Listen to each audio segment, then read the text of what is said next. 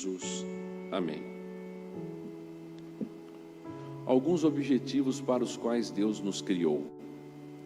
E eu creio que esse texto seja importante para trazermos à memória, relembrarmos algumas coisas nesse sentido.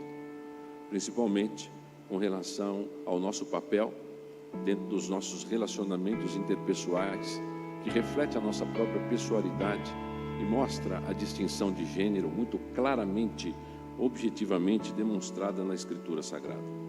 Há uma enormidade de religiões espalhadas pelo mundo, se chamando de ciência, tentando dar explicação para o homem e para as coisas que existem, de um ponto de vista puramente pístico, com uma relação estreita em fé.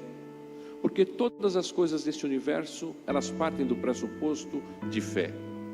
A fé gerencia o coração dos homens, seja na ciência, seja na religião, porque a distinção de anos para cá fizeram de religião e ciência. E quando a gente olha para a Escritura Sagrada, nós vemos que a base da ciência só existe porque Deus criou todas as coisas, existem leis naturais que o próprio Deus estabeleceu, e os homens, através da sua percepção, conseguiram decifrar algumas dessas leis pela própria revelação divina, alcançando patamares de conhecimento que servem, inclusive, para abençoar pessoas em várias áreas da nossa vida. Mas, vá lá, existem muitos cientistas que usam de fé para dizer, por exemplo, que nós somos resultados de uma espécie que é o macaco, por exemplo.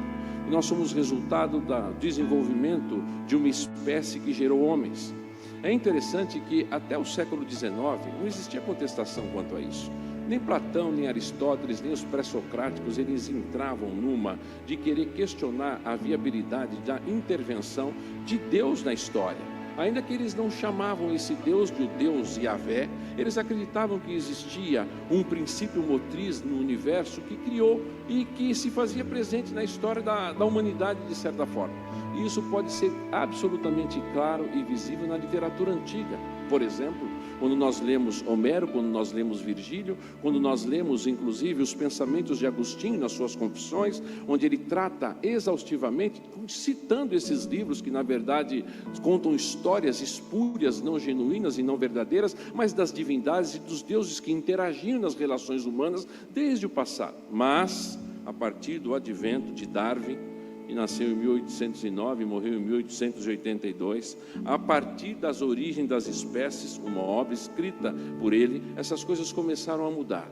Mas elas, na verdade, começaram a mudar lá atrás, especificamente entre 1720 a 1780, com o advento do iluminismo, que começou a questionar a razoabilidade da fé e da intervenção de Deus na história, fazendo com que os homens pensassem única e exclusivamente que eles eram, a partir de si mesmo, uma explicação lógica para este mundo. Aí surge o racionalismo, surge o romantismo, surge o marxismo, surge a teologia liberal, em várias etapas da vida, tentando dar uma explicação que já não alinha-se mais com a escritura e com a verdade de Deus. E isso foi enfraquecendo cada vez mais o coração do homem em relação à Escritura. Há alguns que dizem que os primeiros 11 capítulos da Bíblia são mitos, não são genuínos, são histórias sem que elas tenham base e comprovação histórica, real e verdadeira. A teologia liberal fez isso, e muitos daqueles que se dizem cristãos reformados hoje acreditam nesse tipo de baboseira.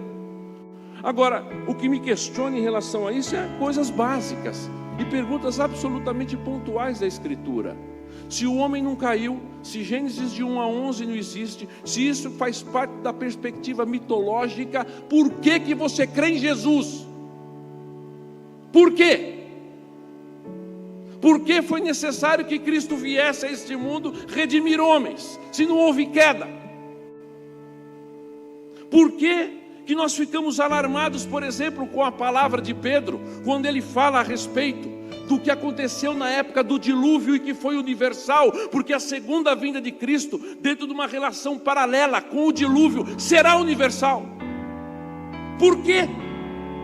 E isso está fundamentado tanto na perspectiva de Jesus, que ele fala a respeito do dilúvio, ele fala a respeito de Noé, a perspectiva de Pedro, que fala a respeito do dilúvio, que fala a respeito de Noé. Se essas coisas não são históricas, se isso é mito, Por que a Escritura, usando da analogia da fé, prova a veracidade desses grandes homens, mostrando a sua historicidade?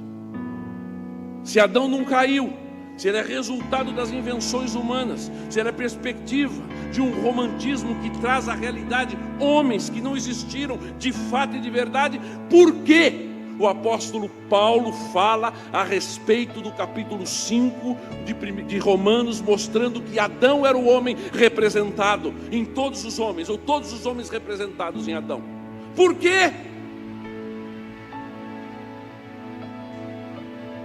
Esse texto das Escrituras Sagradas, eles confrontam esse tipo de conversa fiada, que às vezes vem como pontos de vistas absolutamente científicos, para não provarem nada, exceto uma coisa, que nem sempre nós estamos firmados na fé como deveríamos, e nós não conhecemos o todo da Escritura como deveríamos, e que existe um processo de descontinuidade no nosso coração, ainda que nós conheçamos a Cristo, que deveria fluir com a continuidade da relação com Deus na nossa vida e nos fazer entender a importância da distinção de Criador, criatura, e ao mesmo tempo da pessoalidade que existe entre nós, porque fomos criados por um Deus pessoal. Portanto, quando nós olhamos para a Escritura Sagrada, nós vemos que pelo poder de Deus, todas as coisas foram criadas. A teoria do Big Bang, ela é absolutamente incoerente com o processo da criação. Por quê? Porque todo tipo de energia e de matéria física que vieram à existência depois de Gênesis capítulo 1, verso 1. No princípio criou Deus, ponto, o céu e a terra. Não existia matéria física, não existia energia cósmica, absolutamente nada. Mas somos tomados, embebecidos, topados por um tipo de pensamento onde a Escritura Sagrada se torna cada vez mais relativizada dentro do contexto inclusive cristão, de toda a história nossa enquanto igreja, por conta de pensamentos filosóficos que foram implantados na realidade da igreja lá atrás, e que tenta de certa forma relativizar a verdade de Deus como verdade de Deus. Hebreus capítulo 11, verso 3, as Escrituras dizem: pela fé entendemos que os mundos, porque ali está no plural, foram criados pela palavra de Deus. Existe mais de um mundo? Eu não disse que existe mais de uma vida consciente em mundos, mas é óbvio, o universo ali significa o quê? Você acha que isto aqui é o universo? Isso aqui é bem pequenininho, do tamanho de uma ervilha, praticamente em relação às outras grandes galáxias que existem aí, e a Escritura disse que pelo fiat, pelo poder, quando Deus diz faça, as coisas vieram pelo poder da palavra dele. Lá no Salmo capítulo 33, ou o Salmo 33, o verso 6 e o verso 9 diz assim: pela palavra de Deus foram feitos os céus. Lá no verso 9 diz: e ele falou, e era, tudo se fez. Esse é o texto das Escrituras. O Salmo 148, verso 5 diz assim: louvem todos o nome do Senhor, pois Ele ordenou, Ele mandou, e as coisas vieram à existência. A tentativa do deísmo é desqualificar a Escritura e Deus como sendo poderoso, através do seu ato glorioso de dizer e falar, e as coisas virem à existência. É uma tentativa de quebrar esse tipo de perspectiva.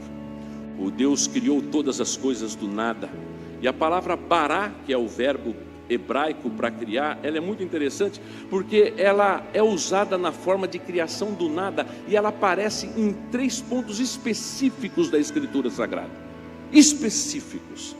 Ela aparece 3 vezes no livro de Gênesis, e é importantíssimo se entender isso. Ela é usada em 3 pontos cruciais desse livro. Primeiro, quando Deus criou tudo a partir do nada. No princípio criou Deus, não existia nada, pelo poder do fiat da criação, ou seja, da ordenação da sua voz, as coisas vieram a acontecer. Segundo, quando Deus criou vida consciente, capítulo 1, verso 21. Ele disse, e a vida consciente começou a existir nesse mundo. E a terceira vez que a palavra bará aparece, é quando Deus cria o homem. Não há modelos anteriores em nenhum desses tipos de criação, nenhum. não existe um protótipo. Deus fala e as coisas vêm à existência. Ele cria o mundo, Ele cria a vida consciente, e Ele cria eu e você numa relação de pessoalização com Ele, mostrando em todo esse processo existe uma diferenciação enorme entre criação e Criador, e entre a criação e a criação, porque dentro da criação existe a criação consciente, não pessoalizada e inteligente. Existe a criação consciente, pessoalizada e inteligente, que foram aqueles que Ele criou para ser reflexo da sua glória neste mundo. Já pensou? Você não é um ajuntamento de energia, você não é resultado de evoluções, você tem função específica nesse mundo. Portanto, a explicação lógica da Bíblia é que Deus nos criou, e nós fomos criados com propósitos específicos